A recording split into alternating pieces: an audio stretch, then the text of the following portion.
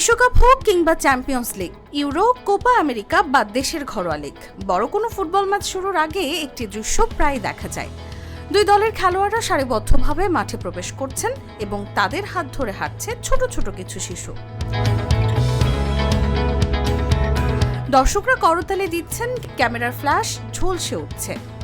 কিন্তু এই শিশুরা কারা? কেন তারা খেলোয়াড়দের সঙ্গে মাঠে নামে? কিভাবে তাদের নির্বাচন করা হয়? এর পেছনে রয়েছে দীর্ঘ ইতিহাস, সামাজিক বার্তা এবং সুপরিকল্পিত আয়োজন।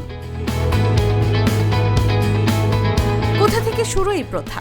খেলোয়াড়দের সঙ্গে শিশুদের মাঠে নামানোর রীতি, যা বর্তমানে প্লেয়ার এসকর্ট নামে পরিচিত, 1990-এর দশকে আন্তর্জাতিক ফুটবলে নিয়মিতভাবে চালু হয়। 1996 সালে ইংল্যান্ডের লিভারপুল ও ইভারটনের একটি ম্যাচে প্রথমবার খেলোয়াড়দের সঙ্গে প্লেয়ার এসকর্টদের দেখা যায়।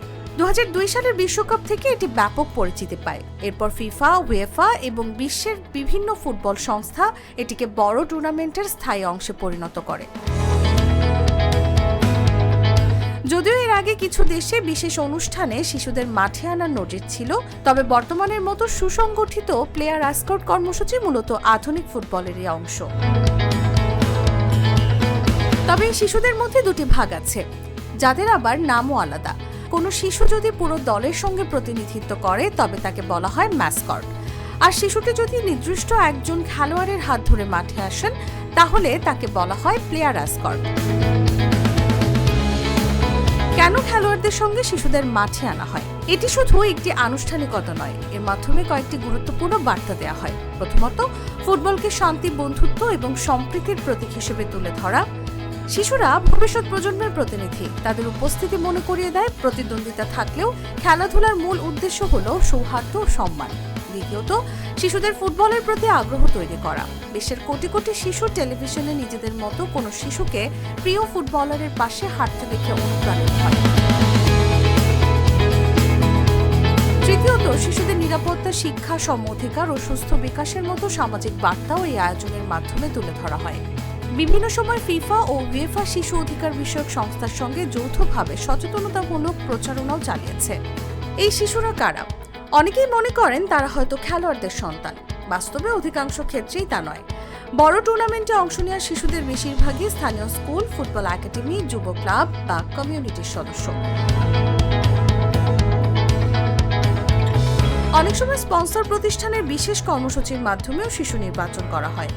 তবে কোনো কোনো ম্যাচে খেলোয়াড়দের সন্তান বা বিশেষ অতিথির সন্তানদেরও মাঠে নামতে দেখা যায়। তবে এটি ব্যতিক্রমী আয়োজন, নিয়ম নয়। কিভাবে নির্বাচন করা হয়? টুর্নামেন্ট ভেদে নির্বাচন প্রক্রিয়া ভিন্ন হতে পারে। অনেক ক্ষেত্রে আয়োজক সংস্থা আবেদন আহ্বান করে। নির্দিষ্ট বয়সসীমা শিশুদের মধ্যে লটারির মাধ্যমে নির্বাচন করা হয়। কিছু টুর্নামেন্টে স্পন্সর প্রতিষ্ঠানের প্রতিযোগিতার বিজয়ীরা এই সুযোগ পায়।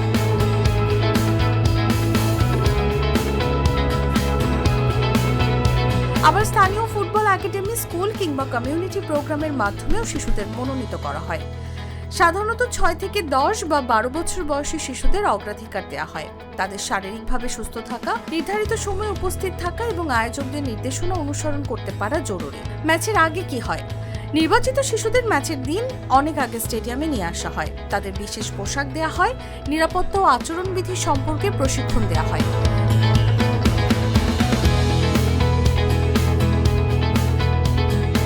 খেলোয়াড়ের সঙ্গে হাঁটবে, কোথায় দাঁড়াবে, কখন মাঠে প্রবেশ করবে, সবকিছু আগেই মহড়া করানো হয়।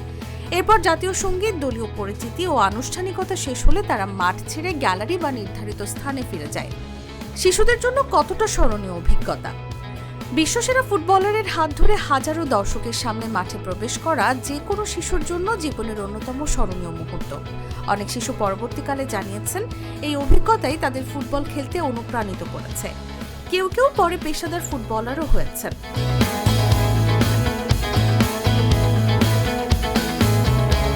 প্লেয়ার এসকর্ট শুধু ফুটবলেই নয়। প্লেয়ার এসকর্টের ধারণা এখন শুধু ফুটবলের মধ্যে সীমাবদ্ধ নেই।